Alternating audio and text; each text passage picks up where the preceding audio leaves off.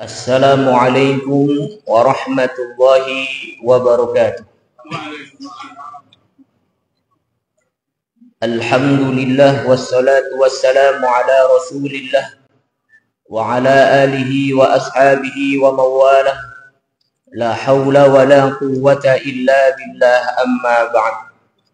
Laqad qala Allah ta'ala fi kitabihil karim: أعوذ بالله السميع العليم من الشيطان الرجيم بسم الله الرحمن الرحيم شهر رمضان الذي أنزل فيه القرآن هدى للناس وبينات من الهدى والفرقان صدق الله العظيم.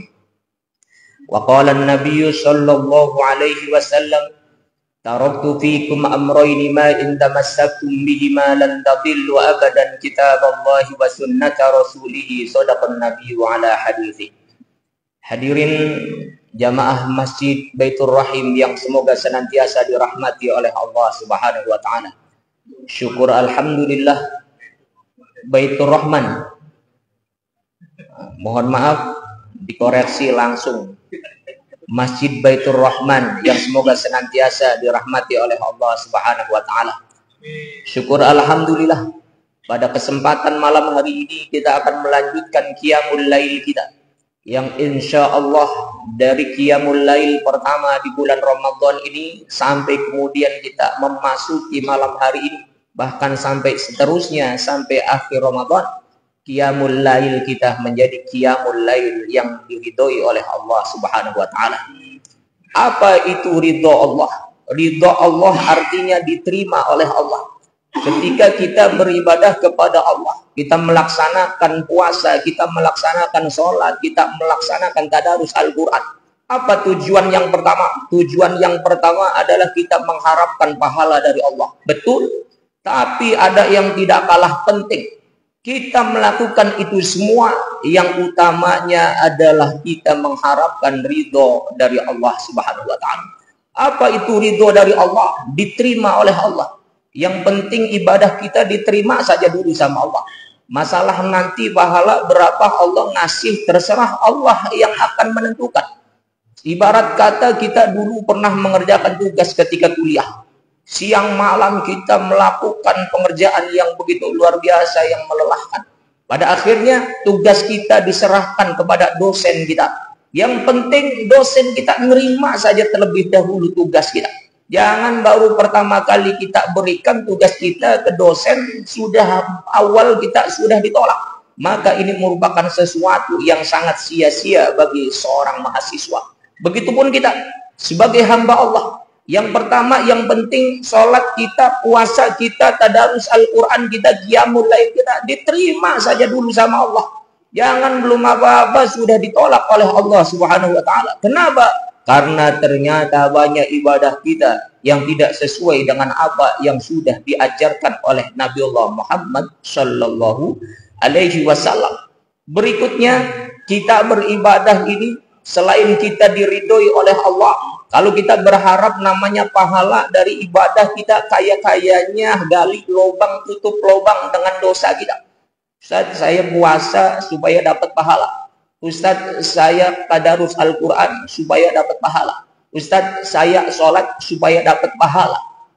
Luar biasa kita mengharapkan pahala. Padahal dosa kita pun sebesar gunung. Maka disitulah pada hakikatnya antara amal ibadah kita, pahala kita dengan dosa kita. Jangan-jangan selama ini hanya gali lubang, tutup lubang. Jangan berharap kemudian bekal kita banyak. Lalu apa yang diminta dari kita, dari ibadah kita selama ini, khususnya di bulan Ramadan ini? Utamanya adalah kita mendapatkan maghfirah dari Allah Subhanahu wa ta'ala. Yang penting kita diampuni sajalah dosa-dosa kita. Yang penting kita diampuni sajalah salah-salah kita. Karena begitu banyak salah dan dosa kita lakukan kepada Allah.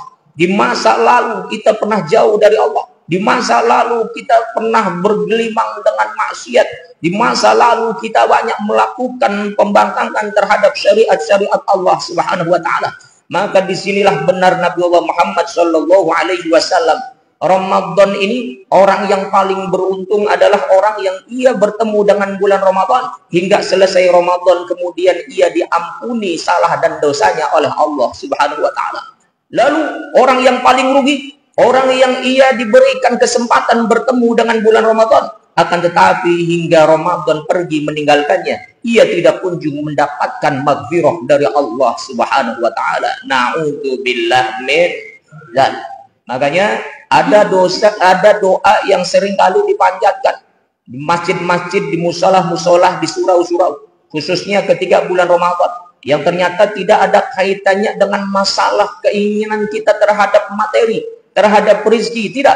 Tapi permintaan kita kepada Allah di doa-doa yang sering kita panjatkan di bulan Ramadan ini, yakni ampunan dari Allah. Bagaimana doanya? Asyhadu an la ilaha illallah, astaghfirullah, as'alukal jannata wa a'udzubika minan nar. Asyhadu an la ilaha illallah, astaghfirullah, as'alukal jannata wa a'udzubika minan nar. Tidak ada permintaan kita di doa itu, ya Allah, isun pengen dagangnya laris, enggak ada. Ya Allah, isun pengen diparingi lancar usahanya, enggak ada. Ya Allah, saya semoga diberikan kelancaran dalam karir, tidak ada. Di doa itu yang sering kita panjatkan, asyhadu an la ilaha illallah, astaghfirullah, kita memohon ampun kepada Allah. As'alukal jannata, aku meminta surga. Wa a'udzubika minan nar, dan aku berlindung kepadamu dari panasnya api neraka. Hadirin Bapak Ibu yang dimuliakan Allah, tentu kita bersyukur sekali masih diberi kesempatan oleh Allah untuk bertaubat kepadanya. Kita bisa bertemu dengan bulan Ramadan, bulan yang begitu istimewa, bulan yang begitu mulia. Mengapa Ramadan ini menjadi bulan yang begitu istimewa? Apa karena qiyamul lail di dalamnya? Tidak. Mengapa Ramadan begitu istimewa? Apa karena ada sholat tarawih? Tidak. Mengapa Ramadan begitu istimewa? Apa karena ibadah puasa? Tidak. Lalu apa yang menyebabkan Ramadan ini begitu istimewa di sisi Allah apabila dibandingkan dengan bulan-bulan lainnya? Jawabannya adalah karena syahrul Ramadan alladzi unzila fihil Qur'an. Itulah ada di dalam Quran surah Al-Baqarah ayat 185. Karena di bulan Ramadan inilah untuk yang pertama kalinya Allah menurunkan Al-Quran. Andai kata untuk yang pertama kali Allah turunkan Al-Quran di bulan Sya'ban, niscaya bulan Sya'ban itulah yang akan menjadi bulan yang begitu diistimewakan oleh Allah Subhanahu wa taala. Andai kata untuk yang pertama kalinya Allah turunkan Al-Quran di bulan Rajab, niscaya bulan Rajab itulah yang akan menjadi bulan yang begitu diistimewakan oleh Allah. Andai kata untuk yang pertama kalinya Al-Quran diturunkan di bulan Rabiul Awal, Rabiul Akhir, Jumadil Awal, Jumadil Akhir, ataupun bulan-bulan lainnya, niscaya bulan-bulan itulah yang akan menjadi bulan-bulan yang begitu diistimewakan oleh Allah Subhanahu wa taala. Akan tetapi sejarah sudah menjelaskan kepada kita bahwa untuk yang pertama kalinya Al-Quran bukan diturunkan di bulan Sya'ban, bukan diturunkan di bulan Rajab, bukan pula diturunkan di bulan-bulan lainnya, melainkan untuk yang pertama kalinya Allah turunkan kitab sucinya di bulan Ramadan. Maka itulah yang menjadikan bulan Ramadan begitu istimewa di sisi Allah Subhanahu wa ta'ala. Maka bisa dibilang bulan Ramadan ini hari ulang tahun turunnya Al-Quran. Jadi kalau kita saja, kita punya orang yang kita cintai. Bapak-bapak punya istri, ibu-ibu punya suami, punya anak, punya ponakan. Ulang tahun, banyak di antara kita yang merayakannya. Lalu bagaimana dengan Al-Quran? Tentu lebih pantas dan lebih layak lagi untuk kita peringati bersama. Kenapa? Karena dengan Al-Quran itulah yang kemudian menghantarkan manusia dari peradaban jahiliyah menuju peradaban Islamiyah. Alhamdulillah. Hadirin Bapak Ibu yang dimuliakan Allah, maka dengan Al-Quran itulah Ramadan bisa menjadi mulia. Apa hikmah dari itu semua? Hikmahnya adalah apabila Ramadan saja mulia karena Al-Quran, maka kita pun kalau mau jadi manusia yang mulia, jangan jauhkan diri kita dari Al-Quran. Jangan jauhkan diri kita dari kalamullah. Dekat-dekatlah kita dengan Al-Quran. Oh Ustaz, saya selama ini banyak Al-Quran di rumah. Bahkan rumah saya banyak dipasang kaligrafi Al-Quran. Dibaca beli, Pak. Ya kadang dibaca, kadang beli. Oh, bukan semacam itu. Yang dimaksud di sini bukan hanya sekedar kita menjadikan rumah kita sebagai tempat untuk meletakkan Al-Quran, menghias dengan Al-Quran, tidak. Akan tetapi jadikanlah Al-Quran sebagai bacaan utama kita. Kita coba nilai diri kita sendiri. Kira-kira selama Ramadan ini, dari hari pertama sampai sekarang ini, kita lebih banyak baca Al-Quran atau lebih banyak baca WA? Nyato beli. Jangan-jangan selama ini kita lebih banyak baca WA, kita lebih banyak scroll TikTok, kita lebih banyak scrolling Instagram, kita lebih banyak scrolling Facebook, kita lebih banyak scrolling media sosial daripada scrolling ayat-ayat Allah Subhanahu wa Ta'ala. Kita mengaku cinta kepada Allah dan kemudian Allah mengirimkan surat cintanya. Ternyata kita tidak mau untuk membacanya. Ketika itu terjadi, jangan harap cinta kita akan dibalas oleh Allah Subhanahu wa Ta'ala. Orang kalau dapat surat cinta, hadirin, sebagaimana dulu barangkali bapak-bapak di sini, kalau di belakang banyaknya ini bocil-bocil ini. Ada juga bocil FF, bocil TikTok, bocil Mobile Legend. Nah, kalau di depan ada ini sebagian generasi milenial. Nah, di depannya lagi bukan milenial, apa kira-kira? Kolonial. Kolonial. Kita dulu pernah punya orang tercinta, mungkin bapak-bapak sama ibu dulu berkirim surat. Ketika kita mendapatkan surat dari orang yang kita cinta, betapa kita bahagia. Kita menyimpannya. Kita sudah baca dari atas sampai bawah, dibawa tidur oleh kita. Besok harinya dibaca lagi, padahal harus dibaca dari atas sampai bawah. Besok harinya lagi dibaca lagi. Sampai-sampai tulisannya dilihat, ya Allah, tulisannya ya yang bebek juga yang mengkenen temen. Kenapa? Karena kita cinta. Karena kita cinta. Bahkan kalau sekarang bukan hanya zamannya surat, melainkan zamannya WA.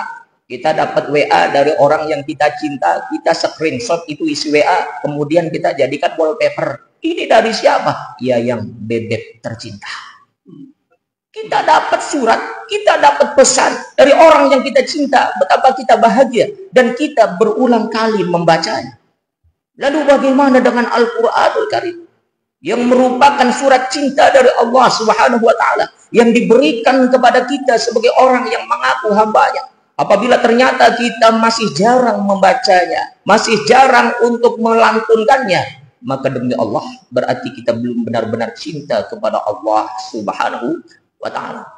Padahal sesuatu yang rugi adalah ketika seseorang mengaku cinta kepada Allah, akan tetapi Allah tidak menganggap sebagai hambanya.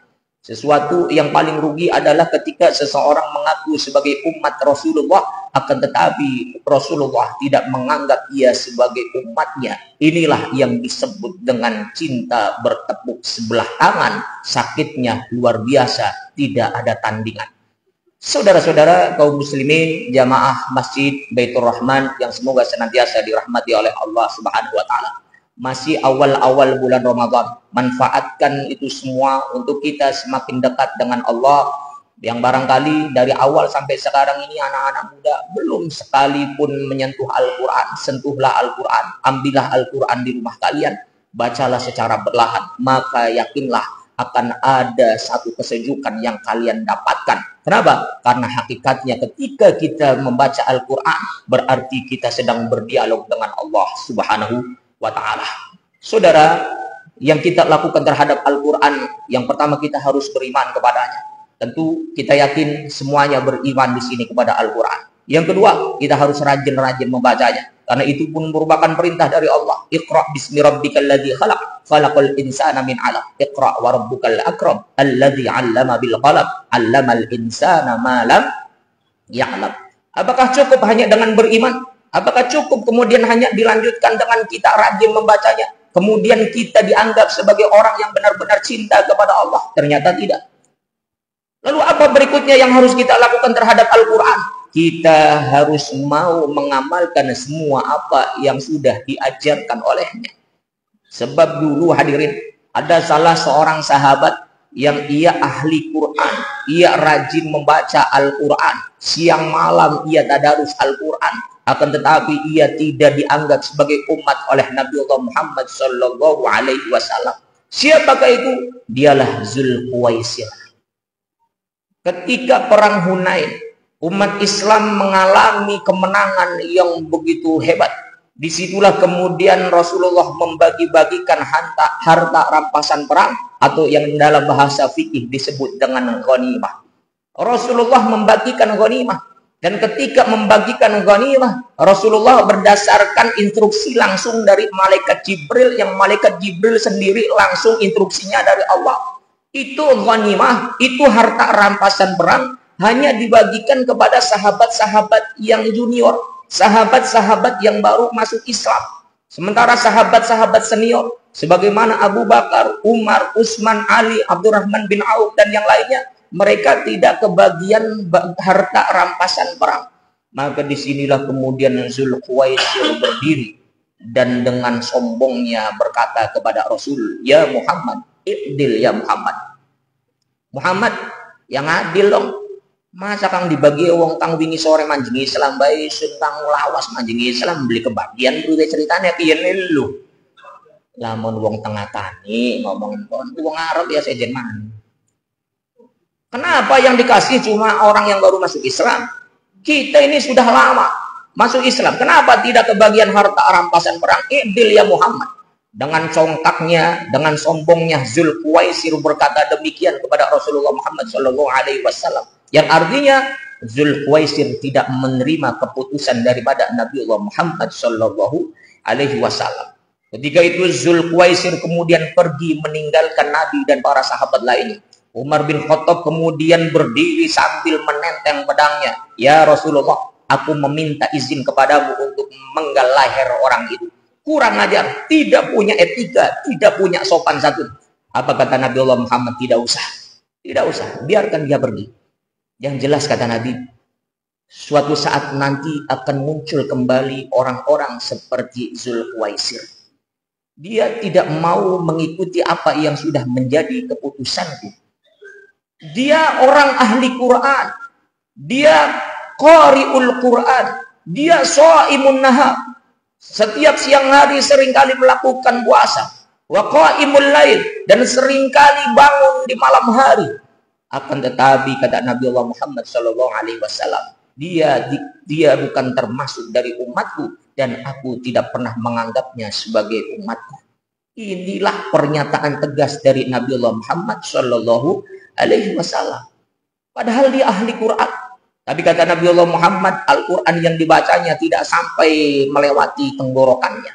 Artinya tidak merasuk ke dalam hati sanubarinya. Sehingga ia sering baca Al-Quran, akan tetapi ia tidak dianggap sebagai umat Nabi Allah Muhammad Sallallahu Alaihi Wasallam karena Al-Qurannya tidak merasuk ke dalam hatinya, tidak menjadikan ia kemudian mau tunduk dan patuh dengan semua apa yang sudah diputuskan oleh Nabi Allah Muhammad Sallallahu Alaihi Wasallam. Padahal dijelaskan ma'atakumur rasul fakhuduhu wa manahakum anhu fantahu. Apa yang datang kepadamu dari Rasul ambil. Enak enggak enak terima, karena itu merupakan keputusan dari Rasul. Apa yang dilarang oleh Rasul tinggalkan. Enak enggak enak tinggalkan, karena itu merupakan keputusan dari Rasulullah Muhammad Sallallahu Alaihi Wasallam. Apa pelajaran terbesar dari itu semua? Kalau kita selama ini sudah rajin baca Al-Quran, tidak cukup kemudian kita merasa puas, kemudian kita mengaku, saya ini kayaknya jamaah Masjid Baitur Rahman yang paling ahli Quran. Kayaknya Masjid Baitur Rahman ini dari sekian banyak jamaah, kayaknya saya sendiri yang masuk surga. Jangan. Karena tidak cukup hanya kita rajin baca Quran, kemudian kita menganggap sebagai diri ahli Quran. Apa yang harus kita lakukan berikutnya? Yakni lakukan segala apa yang diperintahkan di dalam Al-Quran dan tinggalkan segala apa yang dilarang di dalam Al-Quran. Kenapa? Karena pada hakikatnya itu merupakan keputusan dari Allah Subhanahu wa ta'ala. Ya ayyuhalladzina amanu udkhulu fis-silmi kafah. Wahai orang-orang yang beriman, masuklah kalian ke dalam Islam secara kafah. Wala tattabi'u khutuwatis syaitan, dan janganlah kalian ikuti langkah-langkah setan. Kenapa? Innahu lakum aduwwum mubin. Karena setan merupakan musuhmu yang nyata. Semoga ada faedah, semoga ada manfaatnya, semoga kita bisa menjadi orang-orang yang benar-benar beriman dan bertakwa kepada Allah Subhanahu wa taala. Totalitas menghambakan diri sepenuhnya kepada Allah Subhanahu wa taala. Insyaallah hingga Ramadan pergi meninggalkan kita, semua salah dan dosa kita diampuni olehnya. Wal afu minkum. Wassalamualaikum warahmatullahi wabarakatuh.